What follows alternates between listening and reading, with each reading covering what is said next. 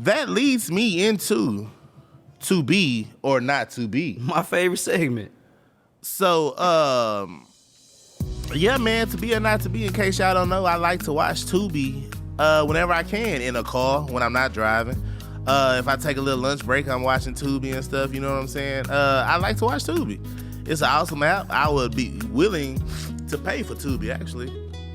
But I'm glad I don't have to do it. So to be or not to be, I take a movie and I grade it out 5 categories. I have 1 to 5 Kool-Aid cups as a grading scale, 1 being the least amount you can get, 5 being the greatest.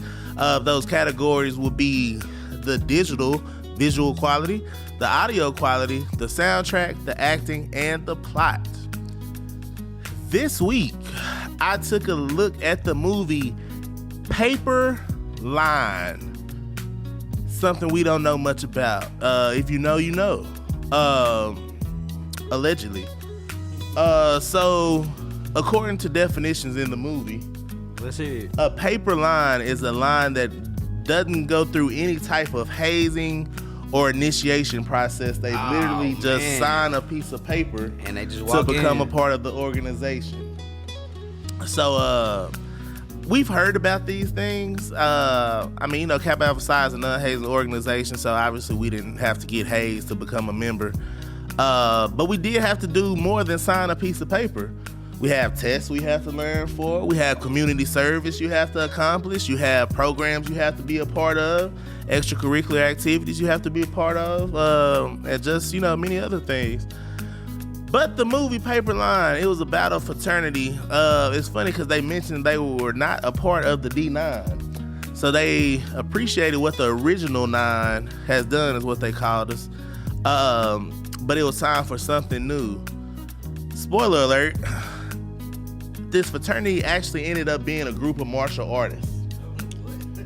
So they got the boys who was interested, took them and basically was like, you can sign this piece of paper, or you can take a headband off of Big Brother and earn it. So everybody was like, let's take the headband.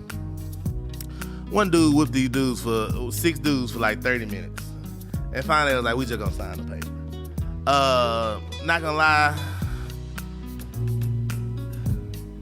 That sounded disappointing. So, yeah, I'll touch on it. That's the plot. We gonna start at the plot for the first time ever. Lil Ray, you got your handy dandy bass drop calculator ready? Let's use the Austin version so we can get a real rating here. So with the plot, I'm gonna give it a 2. Wasn't good. It started off strong, had a lot to be desired, left a lot on the table, especially if you are Greek. You understand how wild and far-fetched this movie really is. The acting, get it a 2 as well.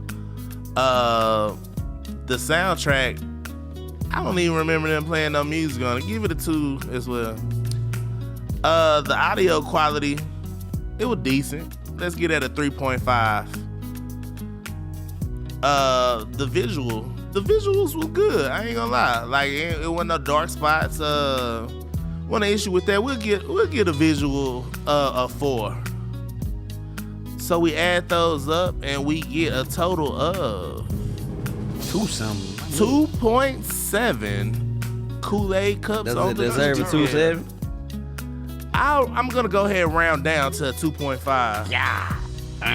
But if y'all on Tubi, man, y'all check that out. It's called Paper Line. Run them views up for those actors and that director and, you know, all those people who put their hard work in bringing that movie together. They can't all be home runs, Keenan. All right, you can't. They can't all be home runs. Right. You know what I'm saying?